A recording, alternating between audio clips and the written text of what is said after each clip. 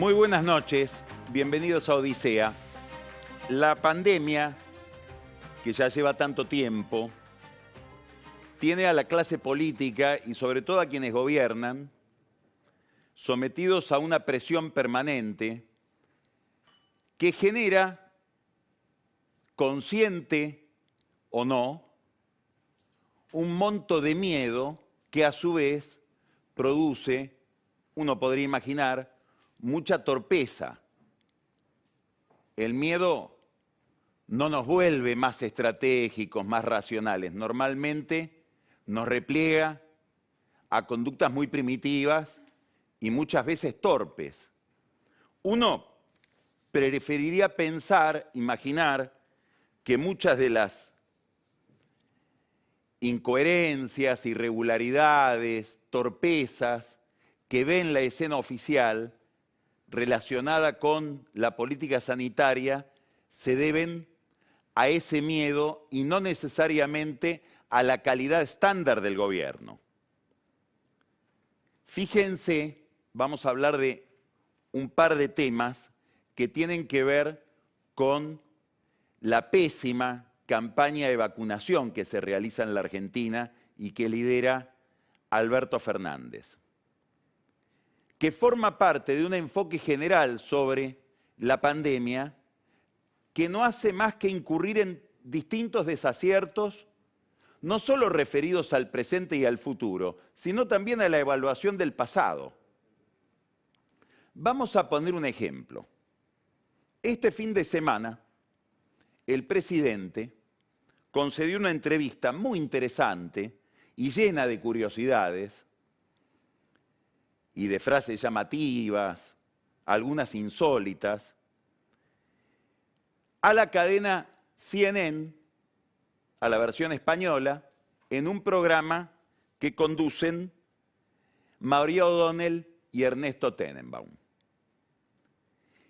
En esa entrevista, él se ufana, el presidente, Alberto Fernández, de haber sido premonitorio, de haber visto todo por anticipado. ¿Por qué? Explica él, porque yo estoy siempre mirando a Europa. Y ahí encuentro una especie de espejo predictivo. Gracias a que miro a Europa, puedo anticipar lo que viene y conducirlo correctamente. Miremos un gráfico del comportamiento del virus en Europa.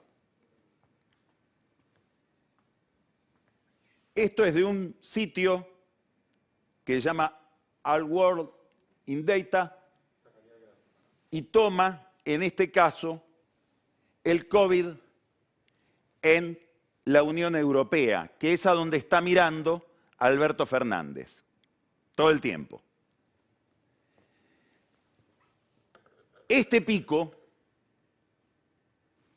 de contagios es del 17 de noviembre del año pasado. Él seguramente lo estaba mirando. Pero ese día, o esa noche, después de idas y venidas y de muchísimas irregularidades, se termina de aprobar el presupuesto nacional en la Argentina sin prever partidas con programas especiales para una segunda ola. Porque esa segunda ola, que es esta, que él seguramente estaba viendo, no iba a venir en la Argentina. Y no iba a venir porque la campaña de vacunación, cuyo primer contrato se había sellado 11 días antes, se firma el 6 de noviembre, la noche en que se aprueba la ley de vacunas, la vacunación nos iba a salvar de esta segunda ola que sí tuvieron los europeos. Las vacunas, cuya adquisición se firmó en un convenio entre el laboratorio AstraZeneca y el Ministerio de Salud, en aquel momento al mando de Ginés González García, el 6 de noviembre, es decir, 11 días antes de la aprobación del presupuesto sin previsión de que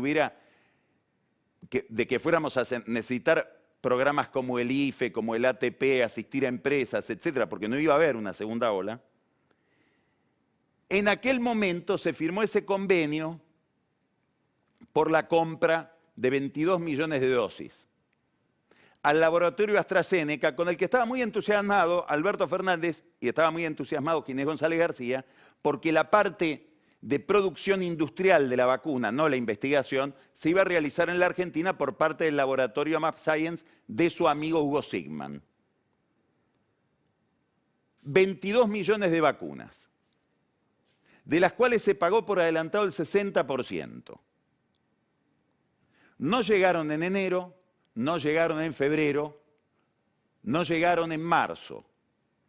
Pero el convenio, que fue modificando, procrastinando la entrega de vacunas, todo se demora, la negociación con los bonistas privados, la negociación con el fondo, también la entrega de vacunas, preveía ese convenio que en abril iban a llegar a la Argentina, desde un laboratorio que las envasaba en México, 2.800.000 vacunas. Y en mayo, 4 millones. O sea que nosotros hoy ya íbamos a contar, tarde, pero inseguro, con 6.800.000 vacunas de AstraZeneca, elaboradas acá por Sigman y envasadas por Liomont, que es un laboratorio que no estaba en condiciones de envasar nada, por eso todo se demora, en México. De esas 2.800.000 vacunas, que forman parte de los 2 millones que se pagaron por adelantado en un 60%, hoy llegaron las primeras 800.000. Y el gobierno festeja y comunica que hoy llegó desde Miami un avión con las 800 vacunas, las 800.000 vacunas, perdón, que forman parte de esos 22 millones prometidos por AstraZeneca, por Sigman, por los mexicanos, y por cuya ausencia nadie dio todavía una explicación.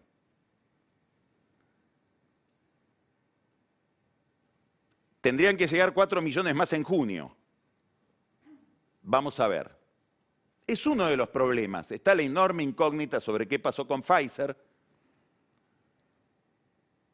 Patricia Bullrich dice que Pfizer fue obligada a tener que acordar con Sigman producir las vacunas Pfizer acá para poder venderlas. Había 14 millones, entre 12 y 14 millones de vacunas previstas para la Argentina por parte de ese laboratorio. Ahora Pfizer dice que eso no es verdad. Después lo vamos a hablar todo detenidamente con Pancho Olivera, que se ha con el tiempo especializado y tiene una gran cobertura sobre este tema de la vacunación en la Argentina.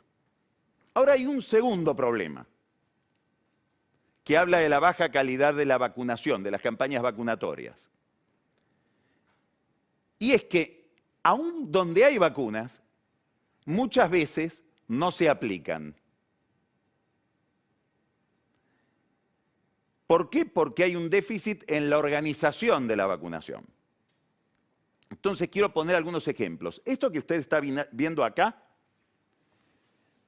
donde están por distrito ordenadas la distribución de vacunas, cuántas se distribuyeron, cuántas se aplicaron en una primera dosis, cuántos en una segunda y cuánto es la aplicación total, primera y segunda. Es un monitor nacional de vacunación que usted lo puede ver en internet en tiempo real, dice. O sea que acá no puede haber error en la carga de datos, según dice el gobierno. Esto es oficial, es del Ministerio de Salud. Voy a tomar 3 ejemplos, o 4, después me voy a detener en uno, para demostrar o para ilustrar lo que estoy señalando respecto del déficit de organización. Córdoba tiene 57.911 vacunas sin aplicar hoy, de 972.004 que le asignaron en la distribución general del país. Es decir, hay un 6% que no se aplicó, que está en stock. La provincia de Buenos Aires, en cambio, es otro ejemplo. Tiene 523.802 vacunas sin aplicar.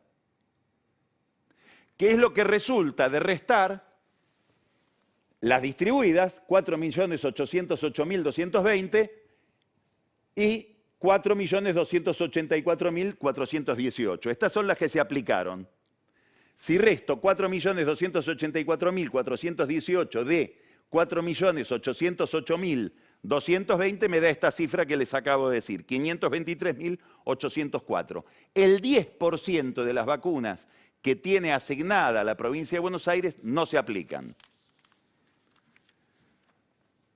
La ciudad de Buenos Aires tiene un comportamiento mucho más eficiente, con 42.000 vacunas sin aplicar, dosis sin aplicar de 1.082.623 dosis que recibió. El 3% no se aplicó.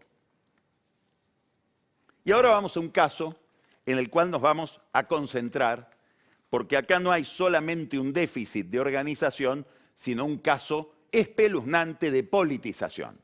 Y es Misiones, que es una de las provincias que menos distribuye o aplica las vacunas que tiene asignadas. Mire Misiones. Se le dieron 338.150 vacunas, de las cuales aplicó 251.271. Quiere decir que Misiones tiene sin aplicar 86.879 dosis de las 338.150 que se le asignaron. Es decir, Misiones no aplicó 25% de las vacunas que tiene. Las tiene guardadas. Primera curiosidad. El gobernador de Misiones, el doctor Oscar Herrera Aguad, es médico y fue secretario y ministro de Salud de la provincia en gestiones anteriores. O sea, es un especialista. Y acá viene lo más interesante. Desde hace una semana, Misiones se ha lanzado a una campaña importantísima de vacunación. Tanto que le han asignado más vacunas, a pesar de que, según vemos en el monitor oficial, hay un 25% en stock, que viene siendo más o menos el mismo volumen desde hace tiempo. Está caracterizada Misiones como una de las provincias que menos distribuye las vacunas que se le asignan. Mire lo que dice la prensa misionera respecto de lo que está pasando en estos días. Anuncian que, ahí lo tiene, un plan de vacunación. Misiones recibió, este es del jueves pasado, 13.800 dosis de la Sputnik 5. ¿Por qué? Porque si guardan stock las vacunas le siguen asignando. Porque el 6 de junio hay elecciones en Misiones.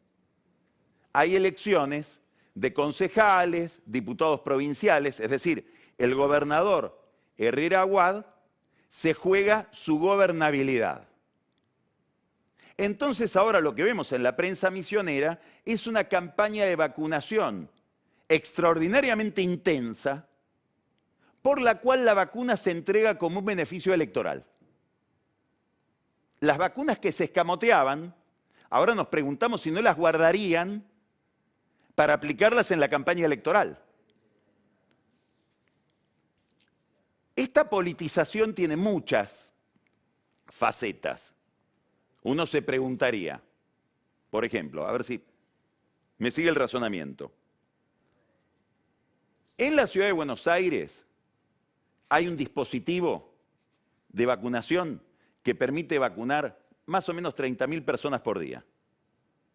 Obviamente, el gobierno de la ciudad de Buenos Aires no recibe vacunas como para vacunar a 30.000 personas por día. No tiene 30.000 dosis por día. Es decir, está subutilizado ese aparato. ¿No sería lógico que desde la provincia de Buenos Aires, donde no pueden vacunar, no pueden aplicar el 10% de las dosis que reciben, manden a la gente a las vacunas para que los vacunen en los centros de salud de la ciudad de Buenos Aires, donde están con capacidad ociosa? Sería lo lógico. Claro, hay que cuidarse de algo, no vaya a ser que la gente piense la vacuna me la dio Larreta y terminan votando por la oposición. vacunas por votos sería el esquema de este nuevo clientelismo sanitario, que tiene una explicación racional, totalmente racional.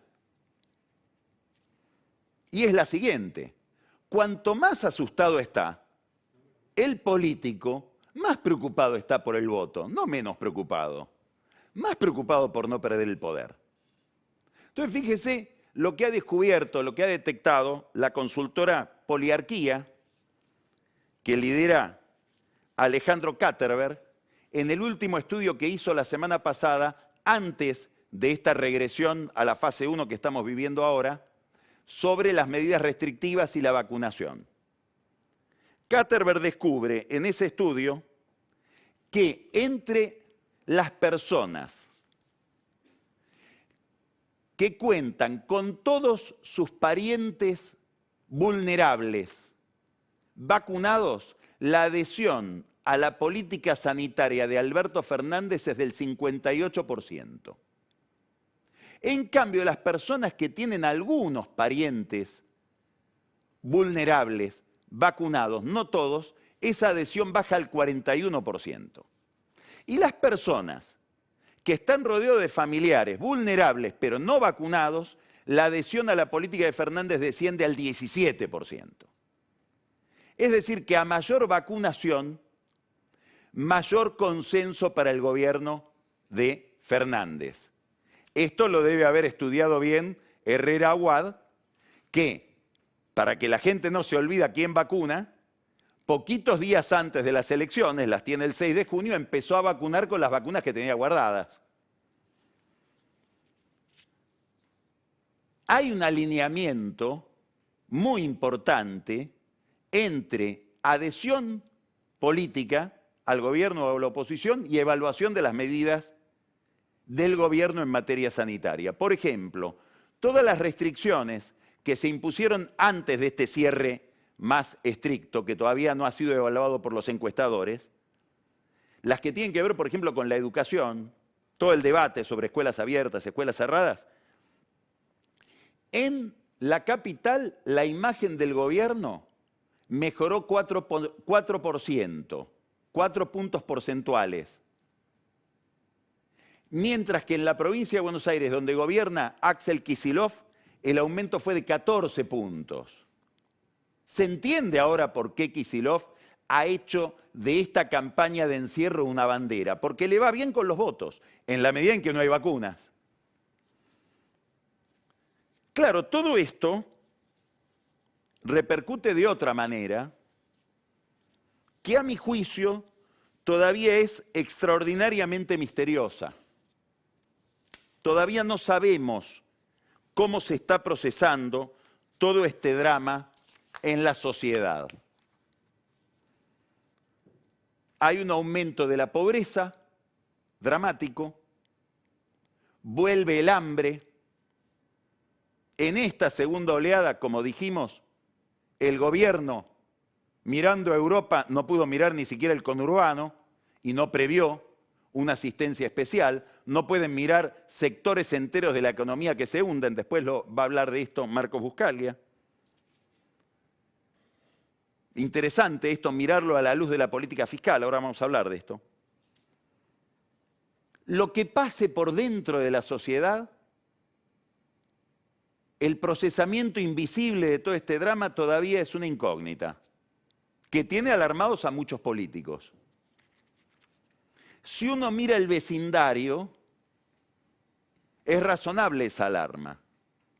Estalló Colombia por razones que siempre son anecdóticas. Entre otras cosas, un paquete fiscal que incluía, esto valga en consuelo, digamos, los disparates no son solo argentinos, incluía un impuesto especial en plena pandemia que imaginó el presidente Duque a los servicios fúnebres, por el cual impuesto Duque iba a recaudar más o menos la friolera de $1 millón. Bueno, pobreza, desempleo, empresas quebradas, disparates oficiales, estalla Colombia. Hay que mirar la elección en Chile, que habla de otros alineamientos políticos y como que se hubiera trasladado a la elección por constituyentes y a la elección por la alcaldía de Santiago el malestar que ya veíamos y que produjo prácticamente la caída del gobierno de Piñera antes de la pandemia el año pasado. Madrid tuvo otro tipo de manifestación, una derrota fenomenal del centro-izquierda y de la izquierda en Madrid a manos del PP por el reclamo de libertad en los movimientos. Hay quienes están mirando esto con preocupación. Y yo remarcaría acá un episodio muy importante que ocurrió en América Latina en los últimos días. Concretamente nos enteramos el viernes.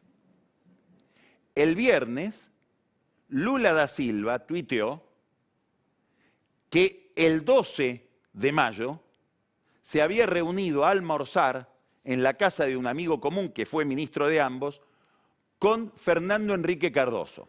Estamos hablando de las dos figuras máximas de lo que se harían alineamientos ideológicos en Brasil más allá de Bolsonaro. ¿Qué temen? Temen que haya una caída más brutal que la que está protagonizando hoy Bolsonaro en las encuestas, que está en un piso del 24% de adhesión, y que combinado eso con el malestar que produce una pandemia muy mal administrada, se produzca una regresión de pronóstico reservado en la democracia de Brasil. Entonces dice, hablemos, pactemos, razonemos el futuro, tendamos una red de seguridad política. Eso es imposible de ser pensado hoy en la Argentina, donde el gobierno y la oposición no solo no se comunican, sino que están en un estado permanente de agresividad, de ruptura. Están metidos, como diría Borges, en lo cotidiano, en la batalla. Esta ruptura entre gobierno y oposición, que los muestra como aislados del drama general, es un problema principal para Martín Guzmán. ¿Por qué? Porque Guzmán quiere acordar ya con el Fondo Monetario Internacional. En contra de lo que piensa Cristina Kirchner y todo el círculo que la rodea, que desearían acordar o llevar esa discusión para después de las elecciones, Guzmán entiende que es mucho más ventajoso para él hacerlo ahora, de aquí a 2 meses. ¿Por qué? Primero, y de esto me gustaría después consultarlo sobre esto también a Marcos, porque sigilosamente, distraídamente, sin que lo note mucha gente, pero sobre todo probablemente sin que lo note Cristina, Guzmán está llevando adelante, por la vía de aumento en los ingresos y de ajuste en los gastos, un fenomenal ajuste fiscal, que le permitiría llegar a un déficit muy inferior del que prometió en el presupuesto. Y al mismo tiempo está llevando adelante un ajuste monetario. Es como si Guzmán fuera adquiriendo el rostro del último tramo del gobierno de Macri. Esto es especialmente interesante porque subraya, en un momento de ajuste fiscal, la ausencia de programas para asistir a los que son víctimas de las nuevas restricciones establecidas por el presidente. Es decir, la sociedad vuelve a fase 1 y el ministro sigue con su calculadora pensando en cuál va a ser el mayor ajuste o la mayor reducción de déficit que va a tener para ofrecerle a los organismos con los que está negociando. Es lógico que haya una discusión interna entonces. La segunda razón que le aconseja a Guzmán dejar de procrastinar y hacer ahora el acuerdo es evitar un default con el Club de París,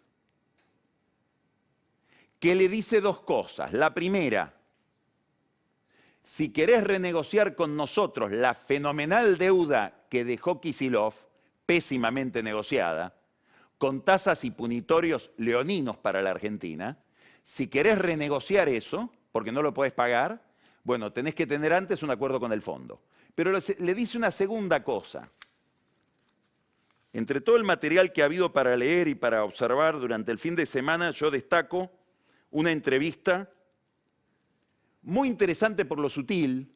Dicen que en el arte japonés la clave es el detalle. Bueno, es una entrevista al embajador Takahiro Nakamae, que es el embajador de Japón en la Argentina, un diplomático con una larga trayectoria, una gran trayectoria, que vivió en la Argentina hace más o menos 20 años, volvió ahora como embajador después de haber sido el jefe de la diplomacia de Japón para América Latina.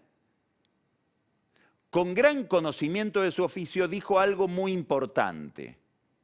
Dijo, cuidado si la Argentina quiere renegociar su deuda con el Club de París, porque nosotros, que somos uno de los deudores principales del Club de París, uno de los acreedores principales del Club de París, junto con Alemania, vamos a querer que no haya para la Argentina acreedores privilegiados. No vaya a ser que nos renegocian a nosotros la deuda y a otros le pagan contante y sonante lo que les deben en tiempo y forma. El periodista que le hace la entrevista en el diario AR, que es un diario que se puede leer en la web, Alejandro Rebosio, le dice, ¿usted está hablando de China? ¿Usted está diciendo que a ustedes les van a pedalear la deuda y a los chinos les van a pagar al contado? Y diplomático al fin, Nakamae dice, prefiero no dar nombres. Pero dice algo más, muy elemental, obvio, e importantísimo para tener en cuenta, porque en el debate sobre este tema habitualmente no se tiene en cuenta. Dice, nuestra plata, la plata que le prestó el fondo a la Argentina, es plata de nuestros contribuyentes. Y habría que agregar lo que él no dijo, que también votan. Entonces tenemos todo el derecho a ser muy exigentes con el deudor. Bueno, hoy hay un problema, porque el gobierno, hasta donde se sabe, con un viaje agendado por el presidente a China, no tiene previsto renegociar créditos bilaterales con China por obra pública que se negociaron durante el gobierno de Cristina Kirchner y durante el gobierno de Macri. Es todo un problema para las potencias que hoy quieren negociar en el Club de París, que dicen, si nos vas a pedalear a nosotros, pedalea también a los chinos. No hay que explicar que entre Japón y China hay muchísimas tensiones, sobre todo en el Mar de la China, y que a esas tensiones se suma Estados Unidos, que tiene una línea de continuidad muy marcada de enfrentamiento con China, sobre todo en el terreno económico y comercial. En esa pelea está la Argentina y ahí está en el centro Guzmán. Hay otra dificultad con la que se encuentra Guzmán y que no tiene que ver ya con el Club de París, tiene que ver con que el fondo, como el acuerdo que él pretende, implicaría a varios gobiernos después para cumplirlo, porque es un acuerdo que en su línea temporal sobrepasa al gobierno de Fernández, le pide un acuerdo con la oposición. Y ahí volvemos a la distancia que hay en la Argentina entre la posibilidad de cualquier acuerdo político, porque el acuerdo de Brasil no es un acuerdo del gobierno con la oposición, es justamente un acuerdo opositor frente a un gobierno que está aislado. En la Argentina, este tipo de conversación no solamente es cada vez más difícil, sino que además está muy dificultada y casi que caminamos en sentido contrario. El último episodio tiene que ver con la decisión del oficialismo, liderado en la Cámara de Diputados por Sergio Massa, de someter a discusión, de someter a consideración la reforma de la ley de Ministerio Público, tema del que se habló toda la semana pasada, hablamos acá detenidamente de ese problema, vamos a hablar después con la doctora Eugenia Talerico sobre este tema. Finalmente no se pudo tratar porque no hubo quórum, después de un gran esfuerzo de la oposición por conseguir que no hubiera quórum, pero quedó el dictamen.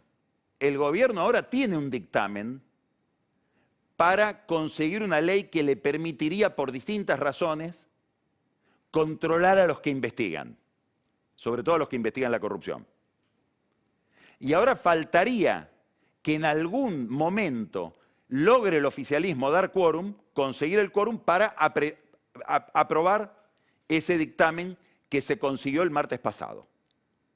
Hubo una gran discusión en el Congreso, en la Comisión de Asuntos Constitucionales y Justicia, que se reunieron en conjunto, y lo más interesante, desde la Casa Rosada, escuche bien esto, desde la Casa Rosada, miraban esa discusión por vía digital y aplaudían a los opositores, no a los que defendían la posición del gobierno o supuestamente del gobierno.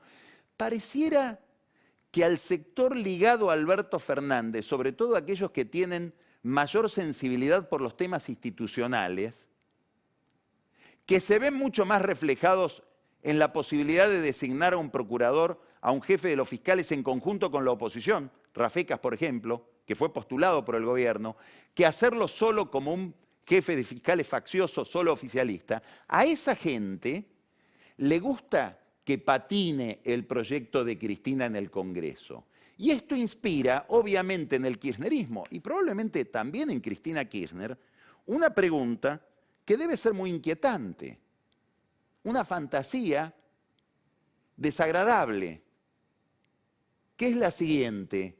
A ver, Alberto Fernández, miremos desde que llegó hasta ahora, piensa Cristina, podría pensar Cristina. ¿Cuánto ha hecho por resolver mis temas judiciales? ¿Los querrá resolver? ¿O en su ecuación de poder, mientras mira a Europa, se hace el tonto y me tiene apestillada por lo que ella cree que es el lawfare?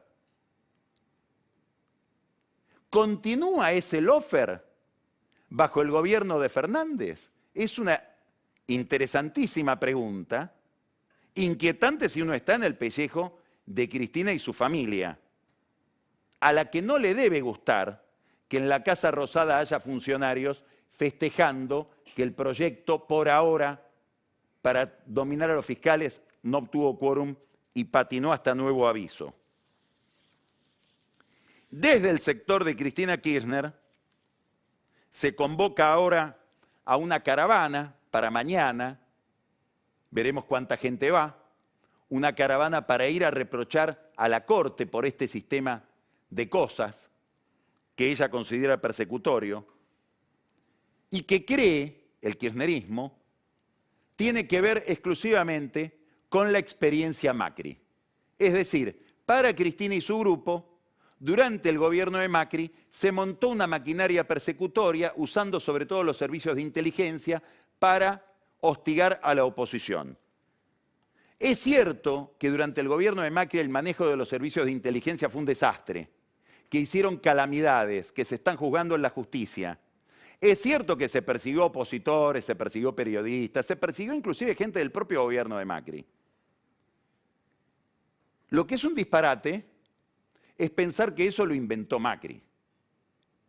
En esto Macri fue un heredero ejemplar del gobierno de Néstor Kirchner. Y si uno quiere demostrarlo, bastaría mirar lo que pasó el miércoles pasado al mediodía en el Hotel Four Seasons, acá en la ciudad de Buenos Aires, Posadas y Cerrito. Ese mediodía del miércoles pasado se festejó en el Four Seasons un cumpleaños. Seguramente a Cristina Kirchner ya le deben haber informado de todo esto. Y si no lo hicieron, le informan mal. El cumpleaños de un señor que se llama Lucas Nehamkis, que no sería conocido ni relevante si no fuera porque es una especie de secretario privado de Antonio Stiuso, que fue el tenebroso líder de los espías, el que manejaba la entonces Secretaría de Inteligencia durante el gobierno de Néstor Kirchner. Un instrumento principal de Néstor Kirchner en toda su operación política y judicial. Tan importante que cuando Cristina Kirchner quiso desprenderse de Stiuso, porque la estaba ya hostigando a ella, le pidió a los jefes de la Secretaría de Inteligencia entonces, y Casuriaga y Larcher, échenlo, y dijeron, no señora, preferimos irnos nosotros. Y se fueron. Y lo echó Parrilli. cumpleaños del secretario de Estiuso, que parecía el cumpleaños de Estiuso en realidad, porque la gente iba a besarle el anillo a Estiuso. ¿Qué gente? Funcionarios del gobierno, jueces y fiscales federales y todo tipo de valijero. Una especie de mezcla del mundo institucional, de gente del Poder Ejecutivo y de gente muy opaca del submundo. Además de todo esto, había algunos amigos de Nehamkis. Estaba el juez Mariano Borinsky, juez de casación. Estaba el camarista federal Mariano Llorens. Los jueces federales Ariel Lijo y Marcelo Martínez de Giorgi. El fiscal Ignacio Maíquez. El fiscal general de la ciudad, Juan Bautista Maíquez, hermano del fiscal federal y hombre clave de la política judicial de Macri en el Consejo de la Magistratura, un hombre, Maíquez, que reporta en todo a Daniel Angelici, que ha sido uno de los operadores más importantes que tuvo Macri en materia judicial. Julián Leunda, que es alguien muy poco conocido, que pertenece al riñón del grupo Indalo, un hombre de Fabián de Sousa, estos que ahora están siguiendo la causa contra Rodríguez Simón, pero que de ser el hombre clave de Fabián de Sousa pasó a ser un hombre clave de Alberto Fernández.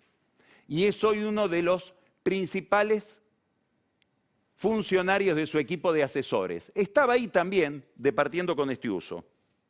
Adrián Cochen, una especie de operador, no sé cómo llamarle, que trabaja para Eskenazi, trabaja para Sigman, trabaja para Alberto Fernández, trabaja para el gobernador Mansur, ya no sabe ni para cuánta gente trabaja.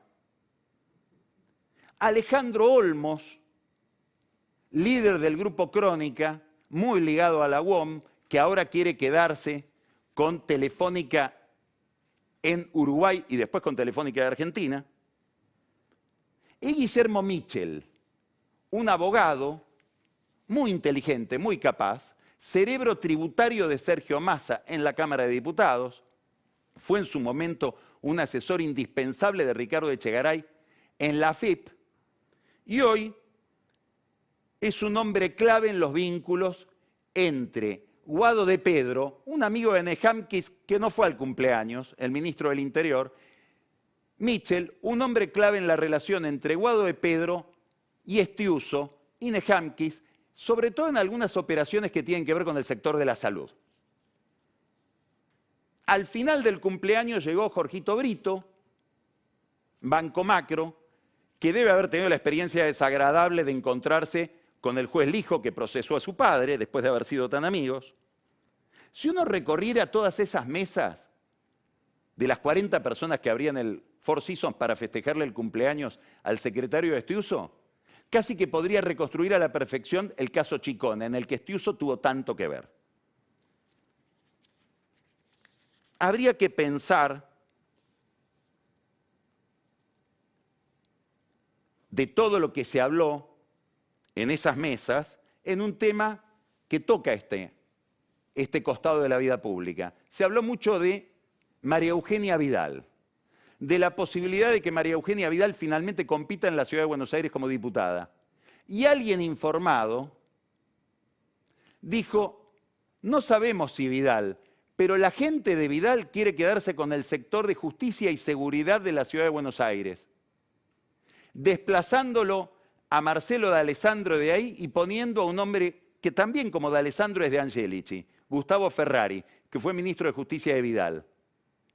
Empiezan los problemas dentro del PRO por las candidaturas y todo lo que tiene que ver con las candidaturas. Santilli se resiste a ese cambio. Sería el candidato, probablemente junto a Carrió, en la provincia de Buenos Aires, a Elisa Carrió. La gran incógnita, ¿qué va a hacer Jorge Macri frente a todo eso? No vaya a ser que haya un Macri que se va del PRO. Todo esto pasó en el restaurante del Four Seasons. ¿Sabe cómo se llama el restaurante? Nuestro Secreto. Ideal para festejar el cumpleaños de un espía. La marcha del Lofer tal vez los amigos de Cristina no la tendrían que realizar hacia la corte, la tendrían que realizar hacia el Hotel Four Seasons.